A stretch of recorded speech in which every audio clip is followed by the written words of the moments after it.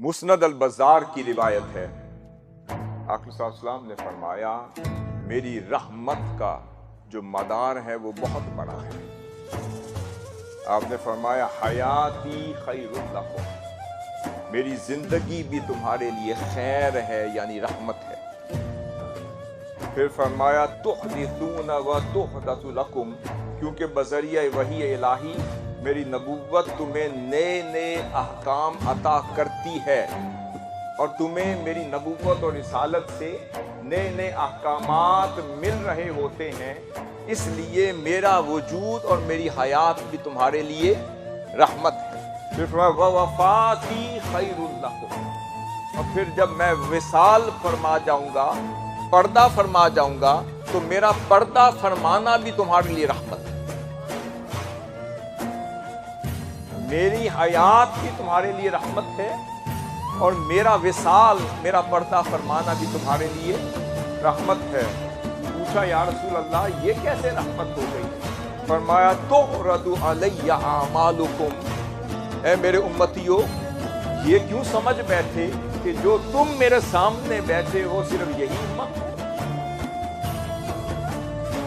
فرمایا میرے صحابیوں وہ جو بعد میں آنے والے ہوں گے ان کا بھی تو کچھ کرنا ہے، ان کو بھی تو اس رحمت کا فیض دینا ہے، ان کو بھی تو اس رحمت سے کچھ عطا کرنا ہے۔ فرمایا ووفاتی خیر لکم، میرا پردہ فرمانا بھی تمہارے لیے خیر ہے۔ تعرض علی اعمالکم، کیونکہ میری قبر پر تمہارے اعمال میرے سامنے پیش کیے جائیں گے۔ اب یہ مسند البزار کی حدیث میں آپ کے سامنے رکھ رہا ہوں۔ فرمایا تو میری قبر انور پر تمہارے اعمال پیش کیے جائیں گے۔ فما رأیت من خیر حمدت اللہ علیہ، اور اگر میں اپنے امتیوں کے اچھے اعمال اپنی بارگاہ میں لکھے ہوئے دیکھوں گا تو خدا کے حضور شکر ادا کروں گا۔